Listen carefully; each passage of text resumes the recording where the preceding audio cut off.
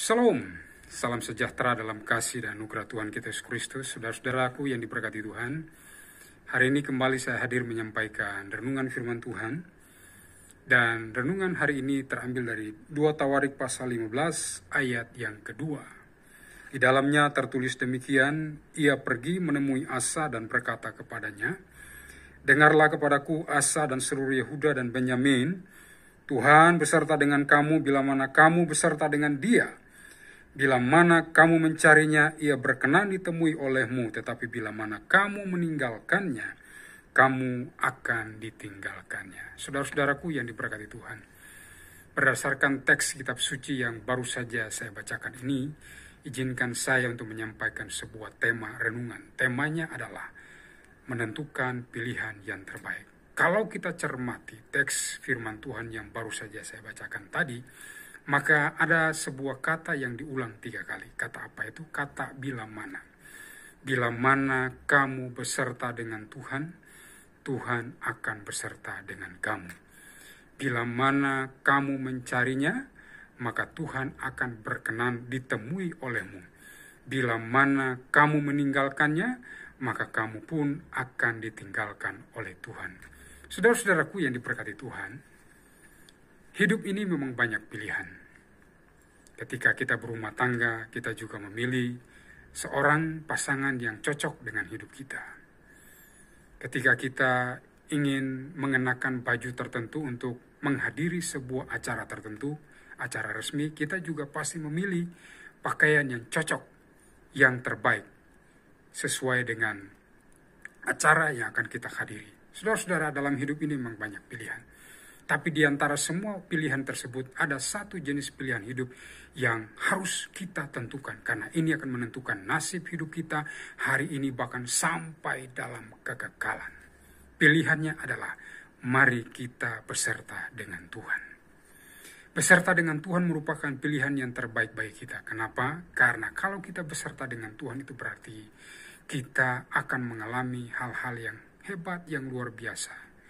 Hal-hal yang indah, yang dahsyat dari Tuhan. Karena kata beserta dengan Tuhan ini, saudara-saudara, mengandung makna yang sangat indah, sangat dalam, sangat luar biasa. Karena dari kata itu, saudara-saudara, kita mendengar kalimat yang tadi yang diucapkan oleh Nabi Asaria adalah, kalau kita beserta Tuhan, maka Tuhan akan menyertai kita. Selama ini yang kita dengar adalah Immanuel, Allah beserta dengan kita. Tanpa kita tahu bahwa bagaimana Immanuel itu terjadi dalam hidup kita. Immanuel, Allah beserta dengan kita, akan terjadi dengan sendirinya otomatis kalau kita beserta dengan Tuhan. Karena Allah kita adalah Allah yang bisa melakukan sesuatu di tengah-tengah kita, tergantung iman kita, tergantung respon kita terhadap Dia. Itu maksudnya, saudara-saudara. Jadi ketika Tuhan menyentakan kehendaknya kepada bangsa Yehuda pada waktu itu dengan rajanya bernama Asa, pesan Tuhan ini khusus kepada mereka, kepada Asa dan seluruh Yehuda, karena mereka sedang menghadapi tantangan yang berat. Tuhan berkata bahwa Tuhan akan menyertai mereka jika mereka memilih untuk menyertai Tuhan. Persoalannya ada di situ, saudara-saudara. Apakah selama ini kita sudah meminta Tuhan menyertai kita, tapi kita tidak pernah melihat penyertaan Tuhan? Masalahnya adalah karena kita belum menentukan pilihan untuk menyertai Dia. Apa makna menyertai Tuhan? Nah, ini yang saya ingin sampaikan kepada saudara. Ada 3 makna. Yang pertama, orang yang menyertai Tuhan adalah orang yang memilih untuk melekat dengan Tuhan. Kata Mazmur pasal 91 ayat 14 adalah, sungguh hatinya melekat kepadaku, maka aku akan meluputkannya, aku akan membentenginya, maka aku akan memperlihatkan kepadanya keselamatan daripadaku. Jadi orang yang menyertai Tuhan artinya orang itu punya keputusan bulat untuk melekat dengan Tuhan. Dan melekat dengan Tuhan ini, saudara-saudara, yang dituntut Tuhan adalah hati kita. Bukan hal-hal yang lain dari hidup kita. Karena Tuhan pernah marah kepada umatnya. Mereka memuliakan Tuhan, beribadah kepada Tuhan, tapi hatinya jauh. Ada orang kelihatan dekat dengan Tuhan ketika dia rajin ke gereja. Tapi persoalannya adalah ketika dia hari di gereja, apakah hatinya melekat dengan hati Tuhan atau tidak? Itu titik masalahnya ada di sana, saudara-saudara. Karena dalam hidup ini, persoalan yang paling utama adalah urusan hati kita dengan Tuhan. Tatkala Tuhan memilih raja baru untuk menggantikan Saul, raja pertama, maka Tuhan menyampaikan kepada Nabi Samuel bahwa yang Tuhan nilai dari seorang raja baru adalah bukan kekuatan fisiknya, bentuk postur tubuhnya, dia tinggi, gagah, dan lain sebagainya. Memang orang yang dipilih Tuhan ini juga ganteng, tapi bukan itu ukuran utamanya. Yang dilihat Tuhan adalah hatinya, kata Tuhan. Aku melihat hati. Jadi Tuhan melihat hati kita. Kalau kita melekat dengan Tuhan, maka hati kita itu haruslah benar-benar berpaut kepada Tuhan sepenuhnya. Itu dia, saudara-saudara. Dan orang yang melekat dengan Tuhan punya 3 ciri. Pertama, dia pasti senang berdoa. Dia pasti senang baca firman Tuhan. Dia pasti senang memuji dan menyembah Tuhan. Dia tidak pernah lupa hal ini. Kedua, pengertian yang kedua beserta dengan Tuhan adalah orang itu akan berdiri di mana Tuhan berdiri. Maksudnya apa? Dia adalah orang yang tidak plan dengan Tuhan. Tuhan berkata A, dia akan lakukan A. Ini orang yang tidak bersikap ambivalen. Kadang-kadang saudara-saudara di gereja kita bernyanyi, ku mau cinta Yesus selamanya. Tapi kita bohong. Kita tidak mengasihi Tuhan. Di luar gereja kita adalah orang-orang yang sangat melukai hati Tuhan. Kenapa? Karena kita ambivalen. Di gereja kita berkata kita cinta Tuhan, tapi di luar gereja kita cinta dunia. Kita tidak sepenuhnya hidup dengan Tuhan. Ketiga, kebenaran yang terakhir adalah orang yang beserta dengan Tuhan sudah pasti dia memiliki pikiran dan perasaan Tuhan. Saya baca dalam kitab suci orang-orang yang dikatakan mereka sepikiran dan seperasaan dengan Tuhan. Tokoh pertama adalah Henok. Kejadian pasal 5 ayat yang ke-24 berkata, Henok hidup bergaul dengan Allah.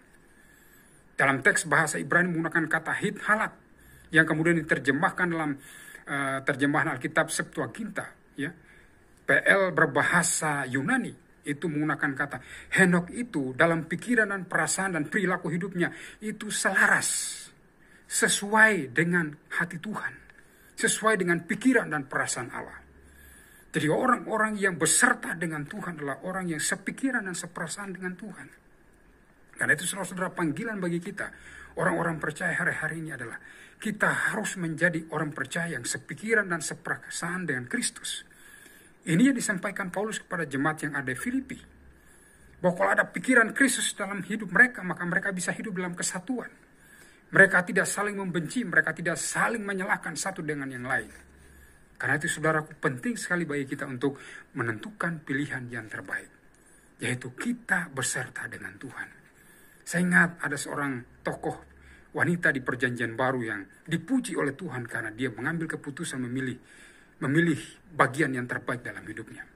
Ketika Marta sibuk melayani dan dia protes kepada Tuhan Yesus, Tuhan, Guru, engkau membiarkan saudaraku, membiarkan aku melayani seorang diri, suruh dia membantu aku. Waktu itu Marta, Alkitab berkata, dia sibuk melayani, menyediakan makan minum untuk Yesus dan rombongannya. Maria hanya duduk saja dan mendengar kata-kata Yesus. Tapi Yesus berkata apa kepada Marta? Hanya ini yang perlu.